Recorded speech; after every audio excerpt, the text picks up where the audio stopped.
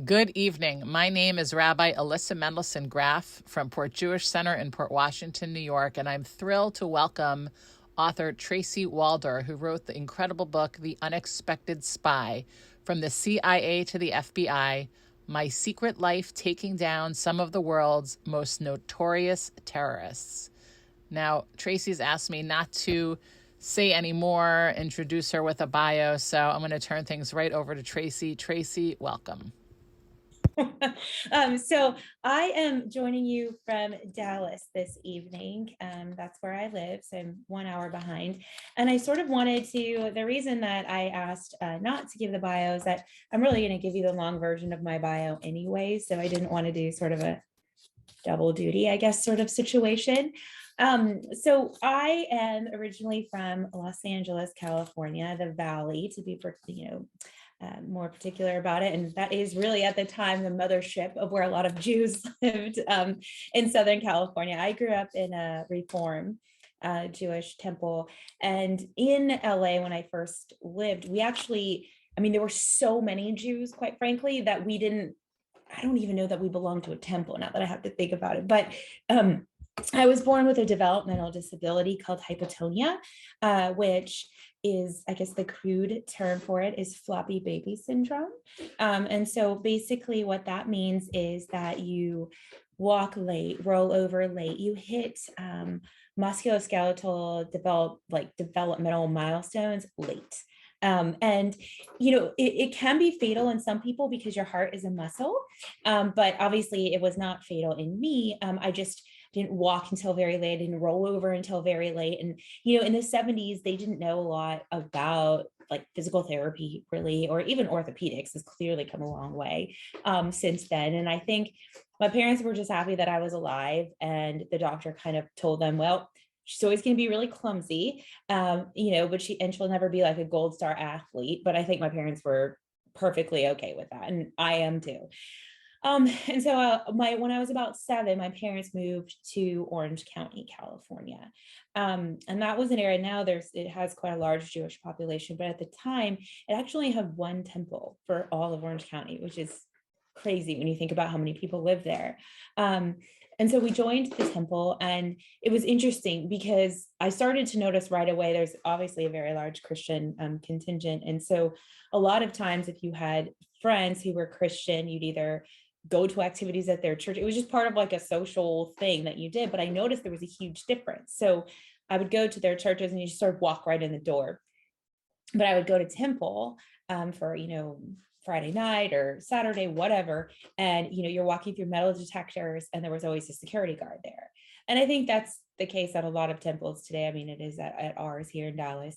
And, when you're 8, you ask questions about it, but there's only a certain amount that, you're going to understand and that your parents are going to explain to you. But I think I always knew that there was sort of turmoil around the Middle East and kind of issues in the world. I was in elementary school, and in about 3rd grade is when the really horrific bullying started for me. Kids were really, really mean. And I think it caused me to, I guess, withdraw quite a bit. I'm super glad that we didn't have social media and cell phones at the time when I grew up, because, you could just kind of go home, right? And yes, at school is a bummer, but you have a safe place, I guess, at home, or a safe space. And I'm really close to my parents, and I just started reading whatever my dad gave me to read, which he was a huge history buff. And so I would read a ton about history. And my mom really loved to travel, but we couldn't really afford to travel internationally. It's not something that we did. But whenever my dad had, conferences that he was presenting papers at, we'd kind of hop along on those trips around the US. And it really exposed me to all these different places. When I was in about 11th grade, I had a very influential teacher, and he made history sort of, I guess, come alive for me. I loved history, and kind of helped me become a little bit more confident, and the bullying sort of stopped, I guess, at that point. And I think because of him, I realized I want to be a high school history teacher when I grow up. That's what I want to do. I want to be just like that. I love history. He made such a difference in my life. Why not do that? And so I applied to 2 colleges. This was a long time ago. And the 2 colleges that I got free tuition at, because my dad is a professor at 2 different colleges, and got into both. And I chose USC, which is the University of Southern California, and got free tuition to go there because of my dad being a professor there. But I also want to sort of set like the time stage for all of you as well, because this kind of mitigates a lot of questions that I get. So we have to remember that terrorism for me, and really probably for all of you growing up, was not al-Qaeda.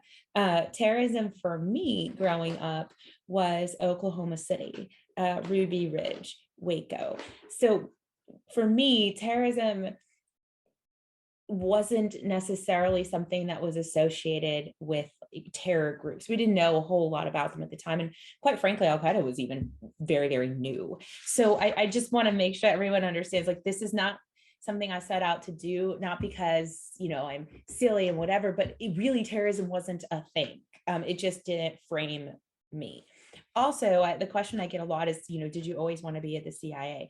Well, why would I? I know today there is so much pop culture. It's like pop culture overload, I think, to a lot of students, with what the FBI looks like, what law enforcement looks like, what the CIA looks like. They make it all fun and cool, right? And, you know, James Bond 007. Well, for me growing up, we didn't even have a new James Bond. It was still Sean Connery. And when you're like 17, that's really not something that you think is really meant for you, nor is it something you even want to do. So I wanted to frame all that for you, because a lot of times the questions I get are always grounded in sort of those 2 things.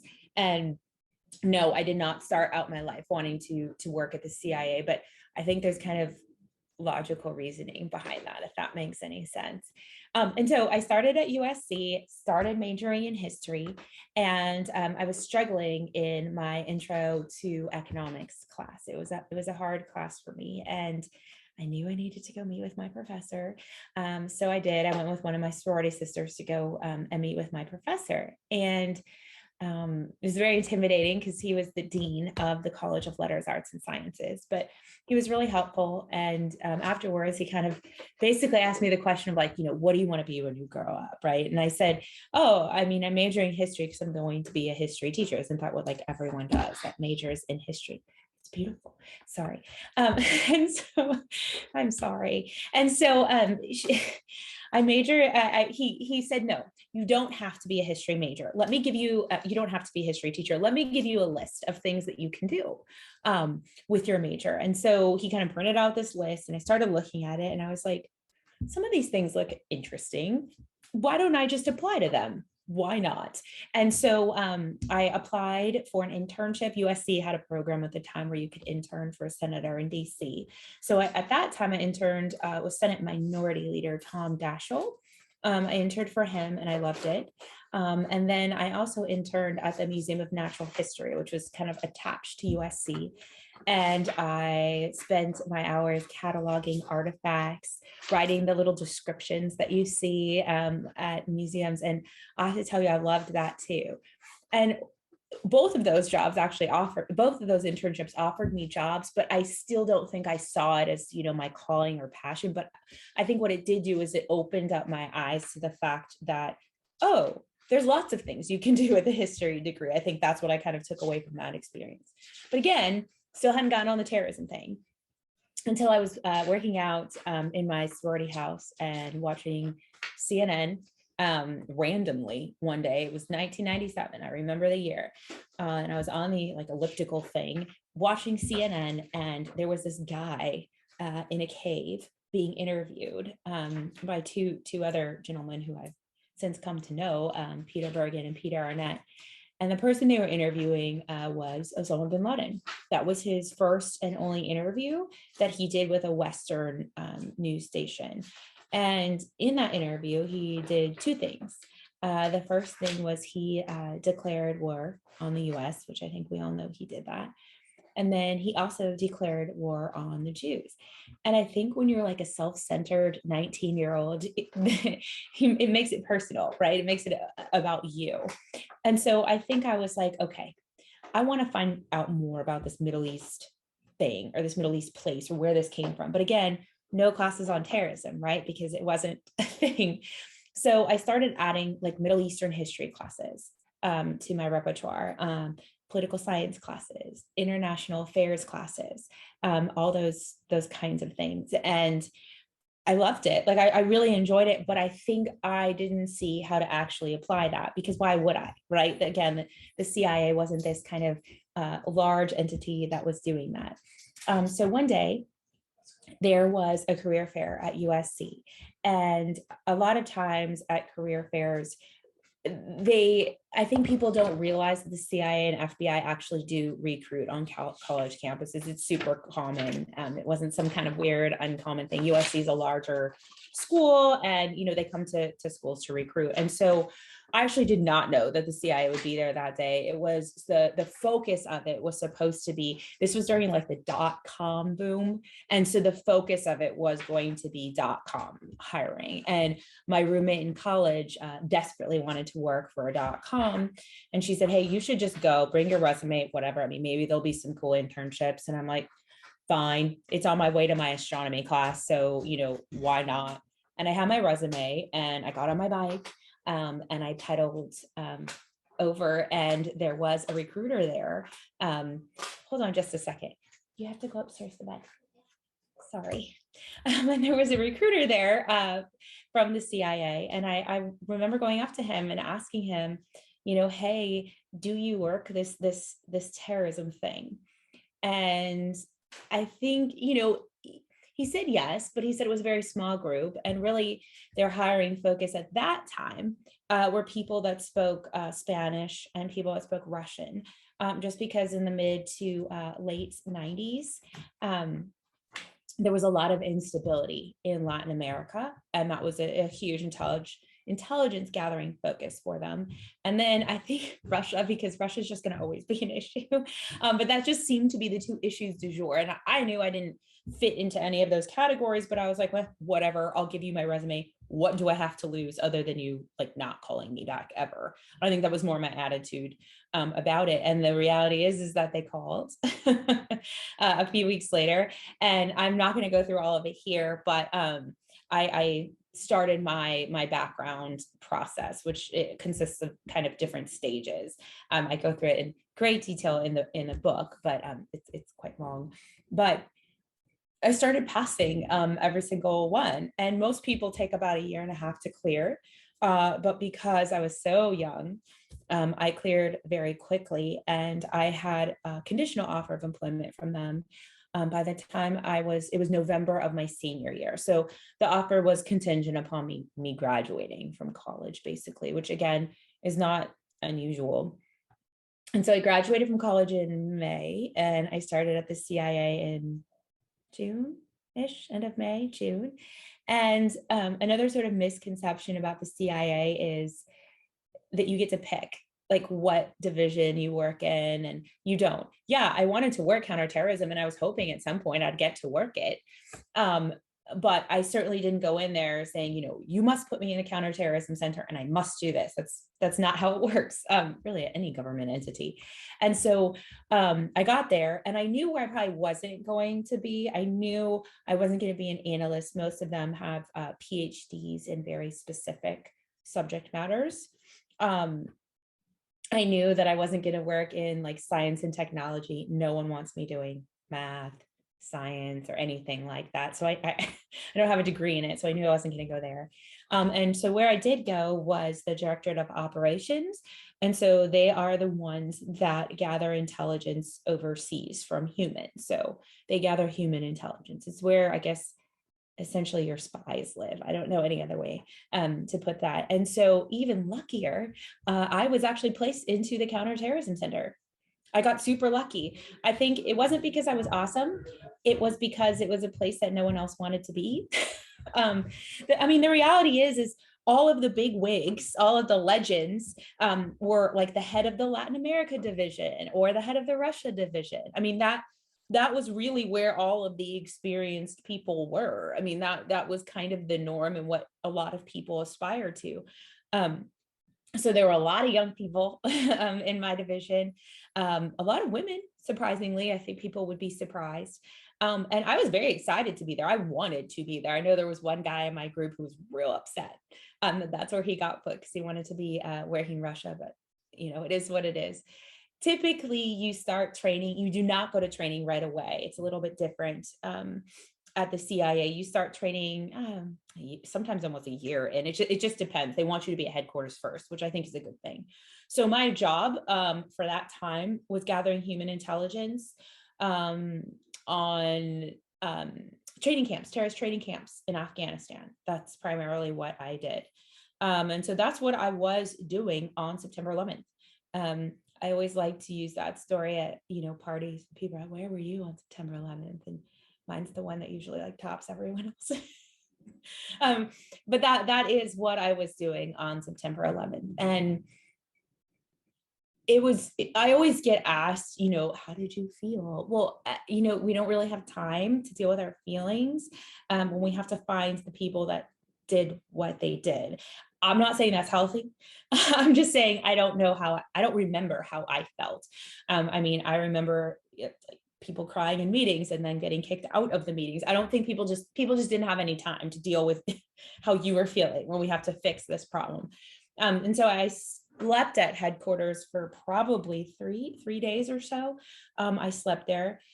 And then I started working on a project that I had been briefed on actually a couple weeks before September 11th. I was doing a good job, I guess. And myself and two other gentlemen in my office were briefed into this program that we weren't supposed to start until, I think it was like April or May, late spring, they said, of 2001. But obviously late spring of 2002. But obviously things changed with September 11th, and they needed to start that program right away. And so I began working on that. I cannot say the name of the program still. I'm sorry. I talk around it a lot in the book. So if you read it, it's very clear, I think, what the program is. But I was working 21 hour days, I think. It was a lot. And because the program was so new and so novel, we had members of the administration with us all the time in very small spaces, constantly looking at what we were doing, constantly wanting to know about what we were doing and how everything was progressing. And so I think that caused me, to grow up real quick when, George Tenet is in there every single day with you, bringing bagels and coffee and all those kinds of things, making you Thanksgiving dinner. He found out I was Jewish because he had made everyone Christmas dinner. And I kind of gave him a little bit of a joke. And his wife made latkes the next day. His wife is quite the cook, to be totally honest with you. She cooked for us all the time in that little itty bitty room. And we'd always have to go out and eat the food, but it was really good. But that program was a lot. It was obviously a lot of pressure. It was a lot of moral reconciliation, a little bit working on that program. And, I was on duty the night that we lost bin Laden in the mountains of Tora Bora in the Afghan-Pakistan border region. And that was really tough to kind of cope with as well. I worked on that program for a very long time, but you rotate around a lot at the CIA. And at that time, obviously after September 11th, the Counterterrorism Center was growing enormously for obvious reasons. And it's funny because my two managers that I ended up working with in my new division were both the heads and deputy heads of the Russia division. So they just relocated all of them to come into the Counterterrorism Center and be our bosses, which is funny. And I'm still great friends with both of them and talk to them all the time. But they set up a new kind of branch of the Counterterrorism Center called CTC-WMD. So it was the Weapons of Mass Destruction Group. And our job was to try to locate members of al-Qaeda who are trying to procure and use weapons of mass destruction. This is not to be confused with like Iraq and WMDs. That's not what we did. We were looking for terrorist groups. So the head that kind of our big dude was a guy named Zarqawi, who later he found al-Qaeda in Iraq, which later becomes ISIS. However, at that time, that's not what he was doing. He was what we used to call him the poison dude of al-Qaeda. That was his job. And so I got sent. Basically what happened is our training got all kinds of weird because we were supposed to be gone, like I said, for months and months at our training, but they couldn't afford to have us be gone for months and months at training. And so we would have, our 2-week training module and then come back and do work, and then 3-week and then come back and do work. And so I got to go to all kinds of fun things like poison school, where they teach you how to make poison. And how cheap it is to make and how easy it is to procure, which is quite disturbing. And then I went to another kind of highlight that I have in the book is crash and bang, which is where you learn how to drive defensively. So things like crashing your car into walls, crashing your car into other cars, being carjacked, all those, they put you kind of in these different situations with actors and things like that. And I actually really enjoyed it. Maybe I'm an adrenaline junkie, I don't know, but I enjoyed it. I always did well in my training. Looking for those WMDs though took me to 11 different countries in the Middle East, Africa, and in Europe. This is usually where I get, sometimes I've liked talking to these JCCs, but sometimes people are not super nice. And so I'm going to head off these questions right away. So a couple things. First thing, English is the universal language. So the reality is most people in the world do speak English in conjunction with whatever their home language is. So we have to kind of get that off the table right away. It's not to say that everyone I spoke to spoke English. Obviously, that's not true, but the vast majority of people I spoke to spoke English. Now, it may not have been perfect, but they spoke English, because you have to remember at that time, remember when I was recruited, they were looking for Spanish speakers and Russian speakers. They were not looking for Arabic speakers. So we had like no Arabic speakers. And to teach me Arabic is 18 months at CIA's language school. I cannot be gone for 18 months. At that point in time at CIA's language school. So we kind of made do with what we could. So that's kind of number one. I don't speak a second language, but we also have to remember that we're really the only country in the world where most people just speak one language. So take that off the table. The second thing that I always get is, didn't the men in the Middle East treat you horribly? No, they did not. Because the reality is it's very clear I was a visitor. And, it wasn't trying to fit in. That's not necessarily what I was doing. However, in other places, it's very easy to throw on a burqa or a full hijab and abaya, and literally no one knows who's under there. So it really wasn't that hard, to be totally honest with you. I get a lot of interesting pushback sometimes of people thinking that you didn't do these things, which is somewhat hurtful sometimes, but we have to understand kind of, I guess, what the reality of the situation was on the ground. So one of those places that I went to that I am allowed to say where I've been was Afghanistan. I lived there for quite some time, and I absolutely loved it, especially being a Jew. I think in the Middle East, for me, it wasn't acrimonious. I think, there is a lot of acrimony between us sometimes, and there really wasn't. It was an opportunity for me to learn and understand, I think a little bit more. But when I was in Afghanistan, I think one of the most interesting things, aside from meeting, Afghan women and such, was actually being able to talk to terrorists. Now, granted, the terrorists that I talked to were, can I put this in a way, were willing participants in talking to me, meaning they didn't have a choice. So I didn't have any, being mean to me and those kinds of things.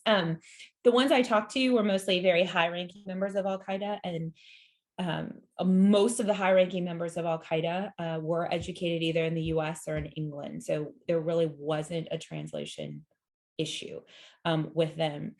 I do remember one conversation that I had with one of the guys who I think he was more of sort of a mid-level guy. And I said to him, why did you become a terrorist? And I think in my mind, I just thought that every single one of them were religious fanatics, right? That's why they became terrorists. They're religious fanatics.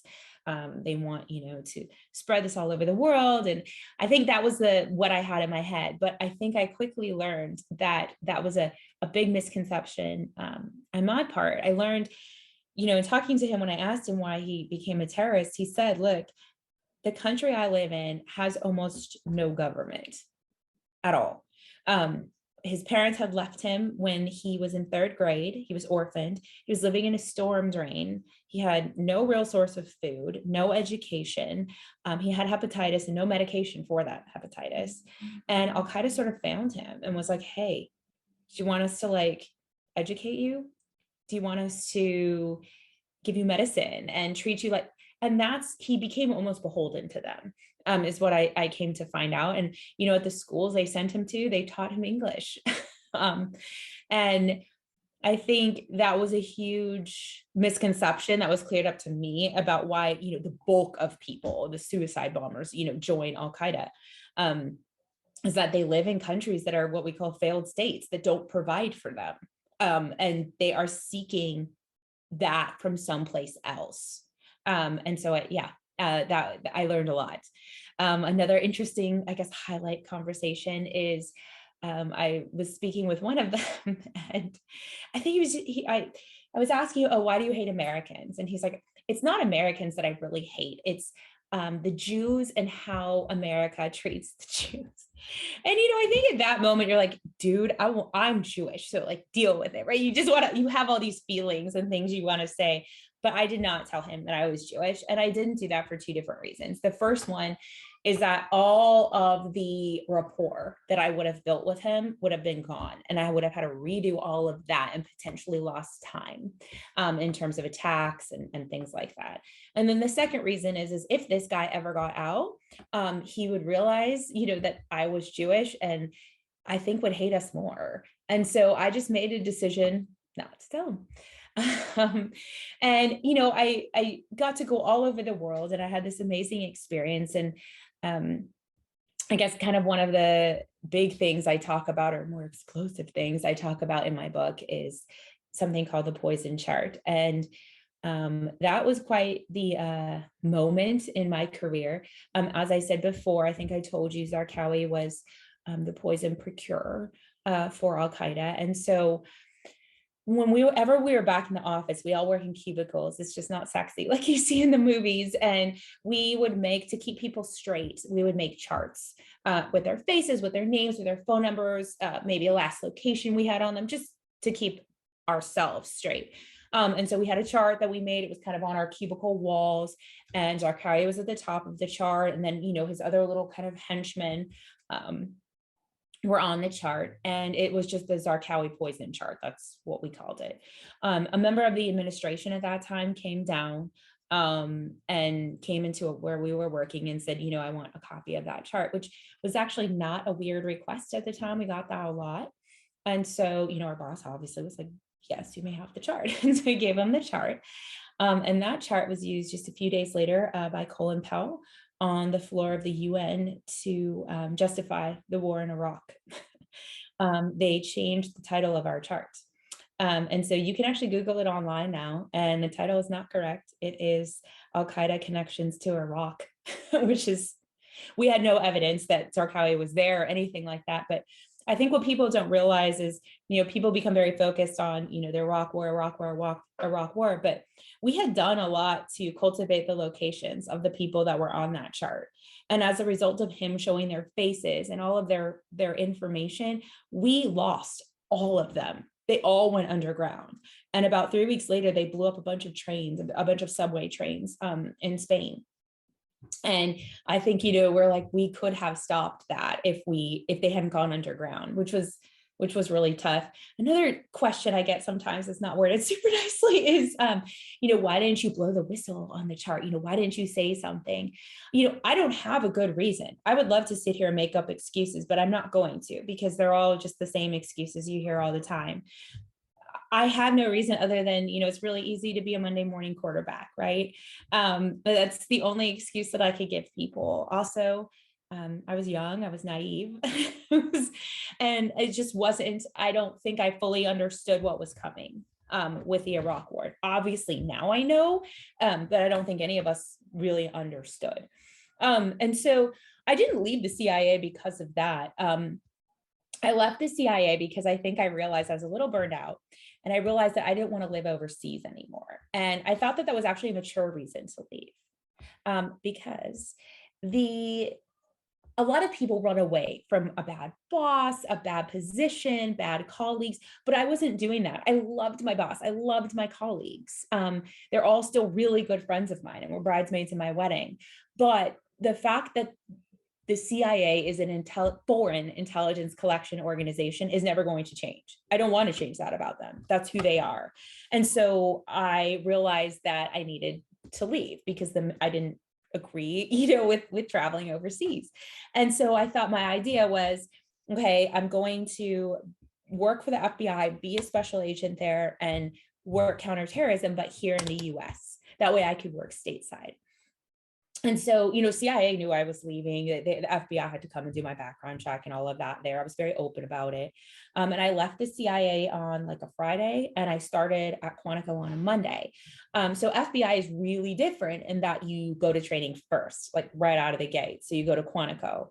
And, I had obviously a great time at the CIA. I had a very positive experience. I would say, I don't know if anyone on here has read my book.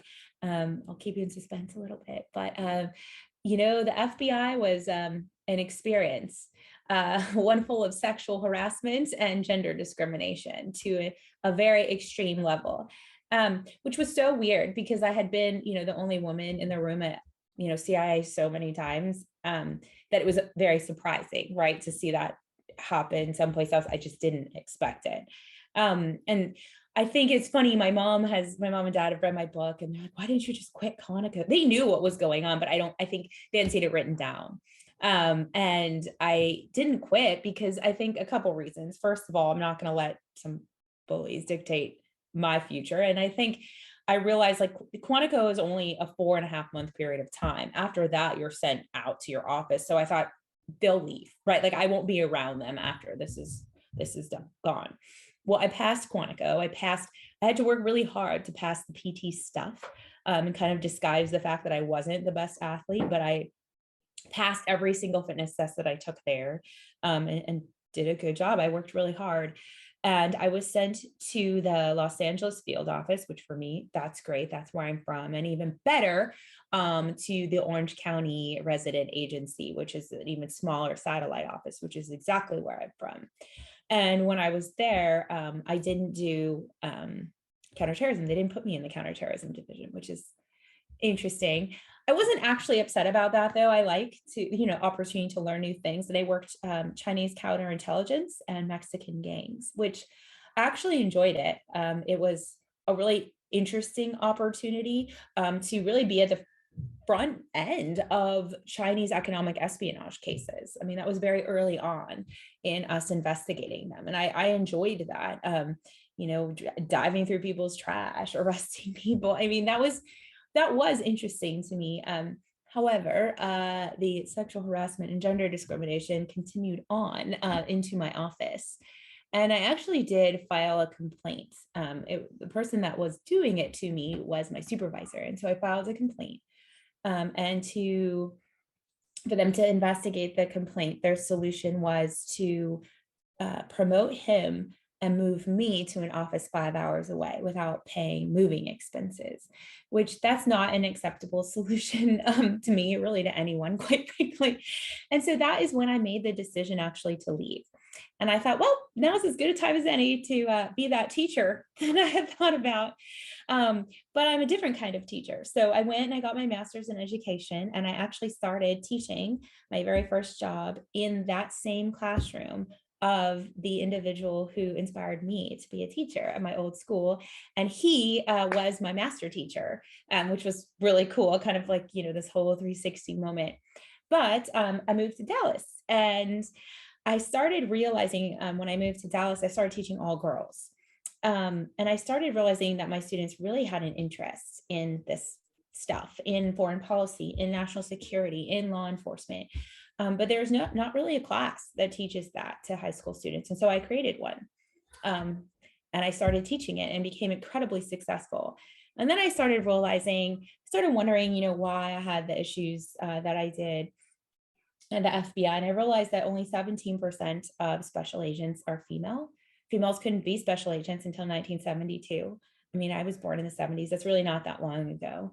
And only 24% of people in national security in general are females.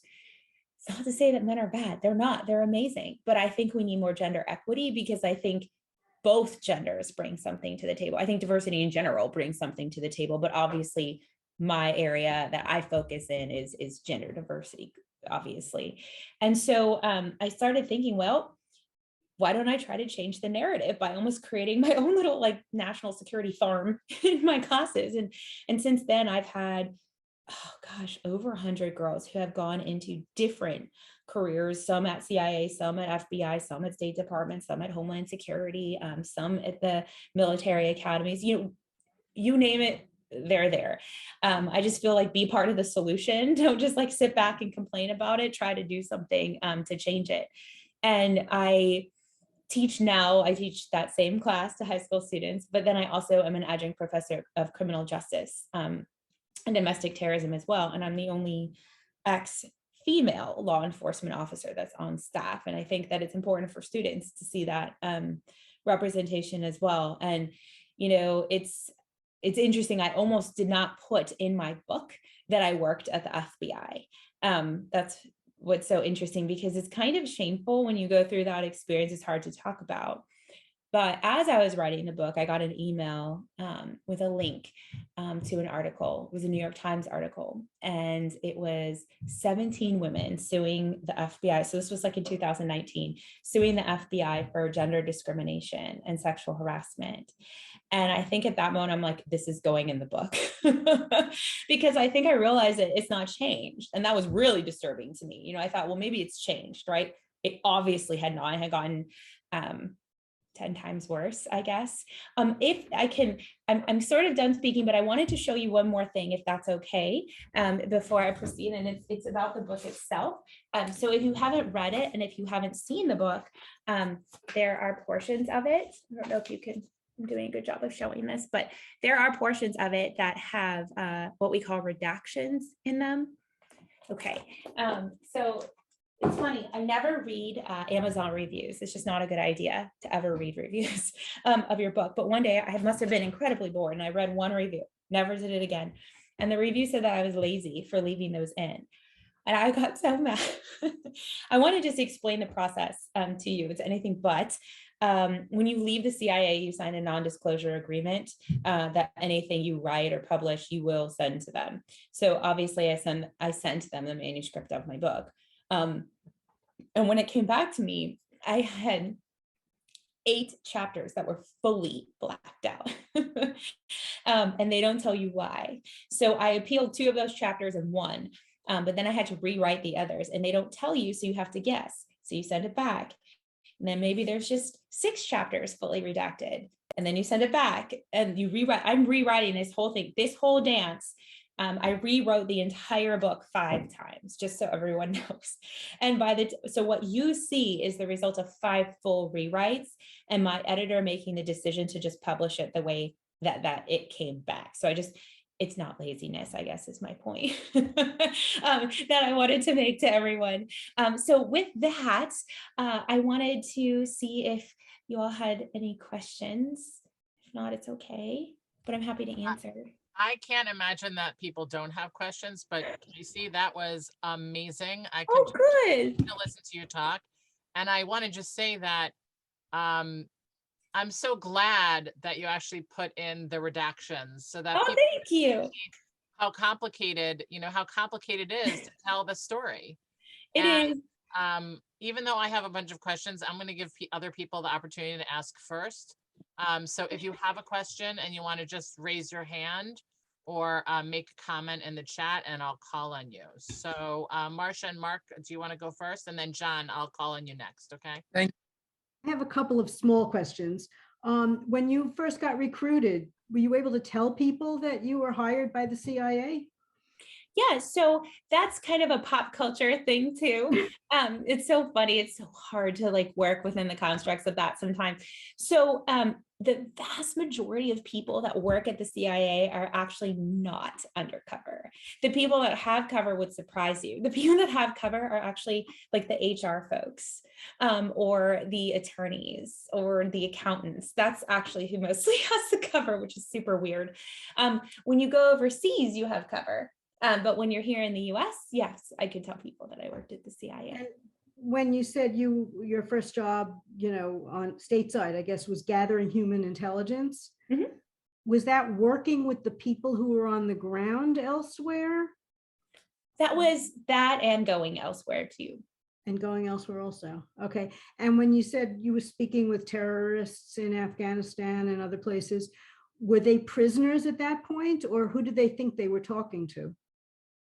I'm not sure who they thought that they were talking to, but they were definitely a captive audience.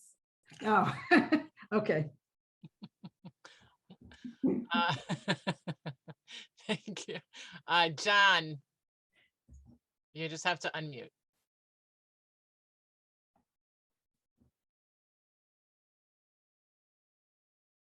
John, you're still muted.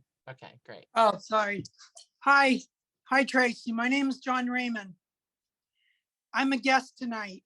I'm not a member of this congregation, but when I saw the review about you being an FBI agent and you worked in counterterrorism, that was very impressive. I said, oh, I'd like to sit in on this. Just a few questions about you.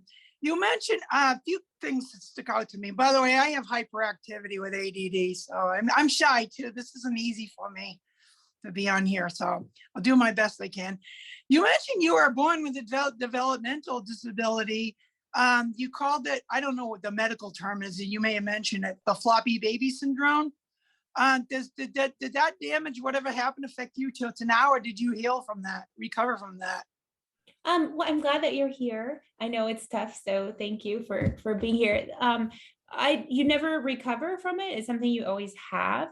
And weirdly, there's still not a lot of information on it, which is super strange. You would think, I guess, after all this time that there would be, but it's usually people have hypotonia and something else. So people almost always have hypotonia and like cerebral palsy, or hypotonia and spina bifida, or hypotonia. I don't obviously have any of those. My brother has hypotonia too, and he doesn't either. Now, how are you able to do your job with a condition like that? I'm amazed. Well, I mean, I trained really, really hard. So I work out really, really hard. But my body takes a lot of time to recover. Now, John, I'm going to give you one more question and then we're going to have to go to another person. Okay, sorry. That's okay. I'm having a security issue in my home with the internet. It's been going on for several years.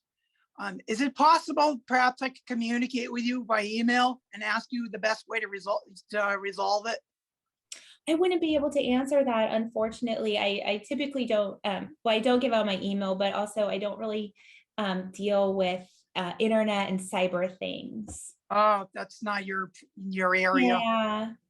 Well, thank you so much, John. I'm sorry. If you have other questions, you can put them in the chat. All right.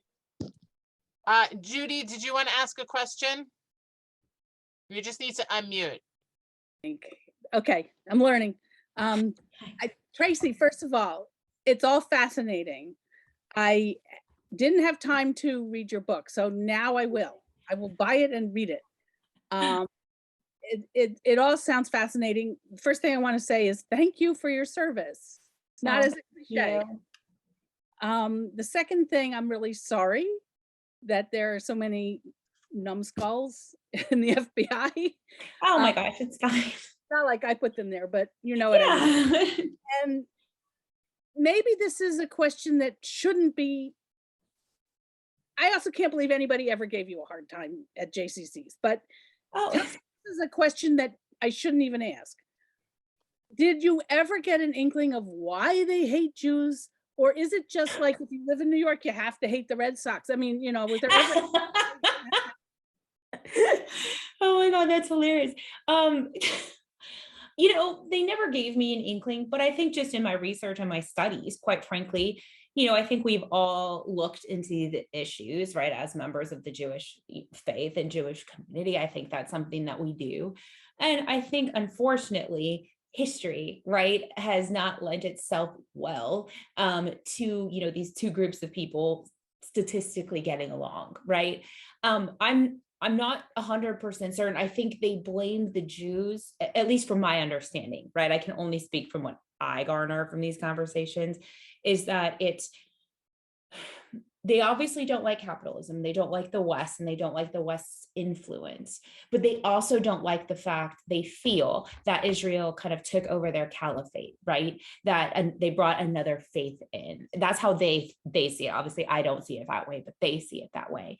And that sort of took away the land that was theirs, which obviously I disagree, but again, I can only just say where they're coming from. And so I think that because they feel that the US has, in our policy towards Israel, been positive, right, allowed Israel, defended Israel, that it really boils down to a Jewish problem and just the way that the Americans have dealt with the state of Israel. That's how I gathered it. And I think people give me a hard time. I've done a lot of thinking on that as well, because I think pop culture does me no favors in that I think they expect us to look and act and be a certain way. And when I don't fit that narrative, it's really hard for people to understand. I am hyper feminine. I make absolutely no bones about that. I love clothes. I love makeup. I love fashion. That is who I am. And if you don't like it, I don't know what to tell you. We all have our thing, right? And that's mine. But just because I like those things doesn't diminish my also love of, I love to go target shooting. I love, teaching and learning about law enforcement and studying it. I love learning about terrorism in the Middle East. So I think we can be all these complex different things. And people just kind of have to get used to it, like not fitting their narrative. I think that's kind of a big, at least my takeaway. I don't know, or maybe I just suck. I don't know, but that's really what. No, it's not that one. You have a lot of people shaking their heads going, that's not it. Who knows? Nancy Federline, did you have a question? You just look like you hide your hand. No? Okay. Mark, you look like you have a question. Mark Marcel. Okay. Yes, I'm just wondering, you recounted your experience when you first started about how we really weren't paying any attention to the Islamic world and everything. And without getting yourself in trouble, would you care to speculate on what we're missing right now? I mean, what are we not paying attention to that we should be? Oh, and I don't think I'm getting myself in trouble because, I'm so far removed, right? These are just, obviously, I'm so passionate about this subject matter. I teach it, I study it. That's what I do. And so I definitely have my clear things that I think are problems, I guess, if you will. The first thing is actually what I mentioned before, is the issue of failed states, because they breed terrorists, right? Though not providing for the people of your country causes them to look elsewhere for what they need. It's really no different if you look at like the Palestinians and Hamas. If you think about it, they need stuff because they're not getting it.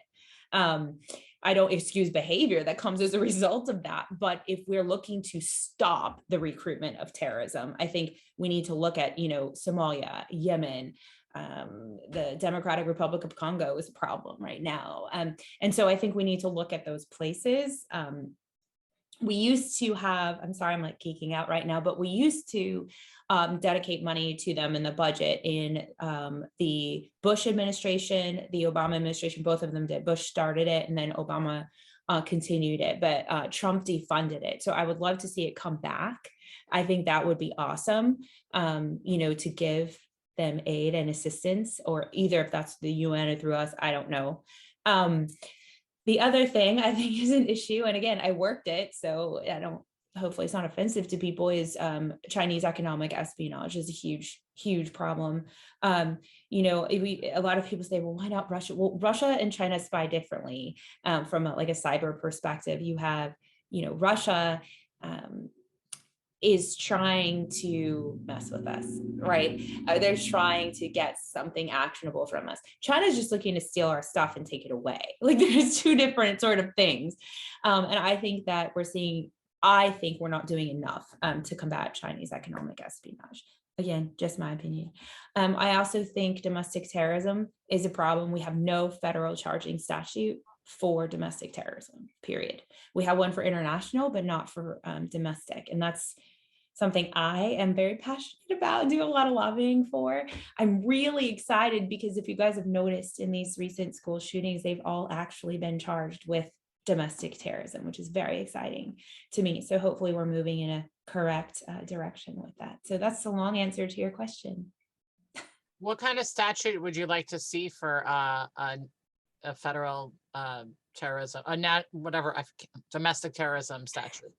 So that's a good question too. I think a couple things need to be in it. So we have just a generic international charging statute, and that adds an additional 8 federal years mandatory. So they have to serve them to any crime. So I think that's like a good start.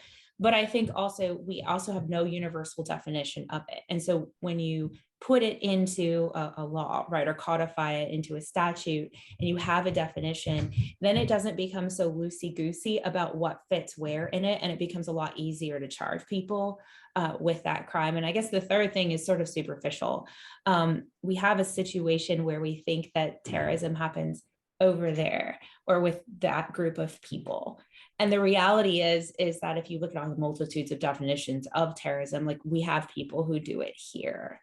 And, you know, we're not identifying that and labeling them as such. Why do you think there was such a difference in your experience in the CIA and the FBI? Are they just entirely different organizations, and did they just develop in different directions? And really, you did not experience anything like that? You did not experience anything like what you experienced at the FBI and the CIA? So I personally did not. Now, again, I can only speak from my lived experience, right? So other people may have. So I think what it is the goals of the two organizations, right? So CIA is intelligence gathering, and we view the gathering of intelligence as somewhat feminine. If you think about it, the skills that are involved: listening, empathy, analyzing, critical thinking. And the FBI is law enforcement, right? So that's bringing people to trial to ultimately be charged and convicted of a crime. Super different in terms of what those goals are. And in our society, we have almost always associated that with men. And so I think the FBI, you also have to remember the FBI had to have women be special agents by force because the law made them bringing women in. So I think there's also that too. So, you know, there's a couple different reasons, but I think those are kind of the main ones. So I think we're coming almost to the end of our time. I just want to end with 2 different questions. The first is just actually, like, what would you say your most challenging assignment was when you were in the CIA? I really can't say. I can't be super specific. Otherwise, yeah. How do you think your experience in the CIA changed you? I think that it made me a much more worldly person, a much more empathetic person in terms of understanding sort of both, or trying to understand both sides of an issue. I think it changed my life completely, but in the best possible way.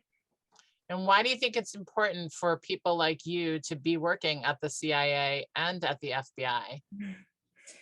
Well, I think that women in general just bring different skills to the table. You know, I think, and men do too, and that's good. We need both, in my opinion. I mean, they've done studies that show that women are better listeners.